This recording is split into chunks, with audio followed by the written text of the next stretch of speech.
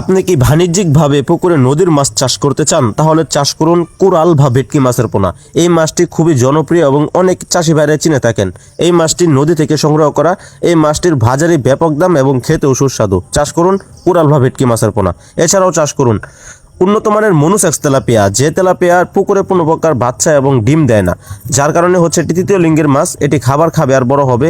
অধিকাংশ তেলাপিয়া পুকুরে ডিম এবং বাচ্চা দিয়ে দেয় বলে চাষিরা চাষ করে খুব লস করে থাকেন, এবং কি এই মাছটি চাষ করলে কোনো প্রকার লস হবে না। চাষ করুন মনুসেক্স তেলাপিয়া। এছাড়াও চাষ করুন নদী থেকে সংগ্রহ করা চিতল মাছের পোনা। এটি হচ্ছে যমুনা নদী থেকে সংগ্রহ করা খুবই বড় উন্নত মানের বুট মাছ থেকে উৎপাদন করা এই চিতল মাছের পোনা।